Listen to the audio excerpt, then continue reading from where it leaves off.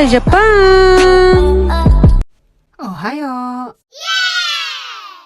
So, ayun na nga dahil nahihiya naman ako sa pamamahay ko sa sobrang dami ng kalat. So, naisipan ko nga palang ligpitin muna yung mga ibang nakakalat halos kasi wala na akong madaanan sa sobrang dami ng mga paninda ko. At syempre dahil inventor nga pala ako, so ayun naisipan ko nga pala mag-invento na lalagyan ng mga supel na ipibenta ko. Kumuha nga pala ako ng bakanteng box at saka kumuha ako ng karton na irorolo para meron namang kapitan ng mga supel na ilalagay ko. Mapapasana all ka na lang, may kinakapitan pa.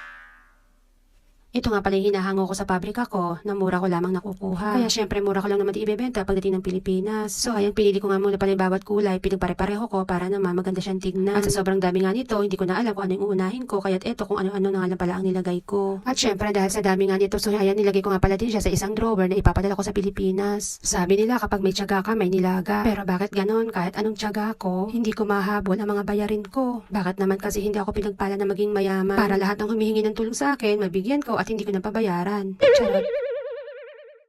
Sa dami nga pala ng mga supel na ito, nandito nga pala ako kung pagpapare-parehuin ko ng kulay or imimix ko na lang. So ayan, sa sobrang haba nga ng pagsisikap ko kung paano ko pipiliin at sa wakas, ayan, naiayos ko rin naman. Wow!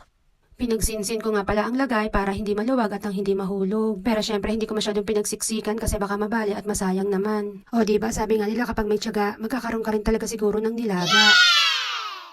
At dahil nakabuo na nga pala ako ng isang kahon ng supel, so ayan, gumawa ulit naman ako ng pangalawang box. At dito, inuna ko naman pala yung mga puti para naman maiba naman ang kulay pagdating sa Pilipinas. At nang matapos ko nga pala silang ipila, so ayan, nilagyan ko naman siya ng plastic cover sa ibabaw. At syempre, dinikitan ko na nga rin pala ng presyo yan sa ibabaw. Para pagdating sa Pilipinas, hindi naman sila malito kung paano nga ba ang presyo at bentahan. Lahat ng bagay na dumadaan sa palad ko, pinahahalagahan ko. Katulad nito, mga garter to, iba't ibang kulay ng garter. At para magmastulang maganda naman siya, pinaghiwalay-hiwalay ko nga pala ang kulay niya. Palagi kong inaayos sa mga paninda ko kahit mura ko man niya mabili o hindi porkit mura ko lang nakukuha, ay bara-bara ko nang ipapadala sa inyo. Sa palaran nga pala ako sa mga paninda nito, pwedeng may bumili, pwedeng wala. Nakakatuwa lang kasi dito, garter siya tapos iba-iba ang kulay niya. Marami kang pwedeng paggamitan kung mag-iisip ka. Basta ang mahalaga, hindi naman siya nabubulok. Mabenta man siya o hindi, pwedeng gamitin ng pangsarili. At ito naman nga pala isang klase ng garter. Medyo matataba siya at mas madaling gamitin para sa mga pajamang nawawala ng garter. Kaya't antayin nyo na lang sa Pilipinas dahil coming soon na po iyan. Abangan na lang ninyong dumating at malalaman nyo kung magkano ang bawat isa. See you soon! Thank you for watching!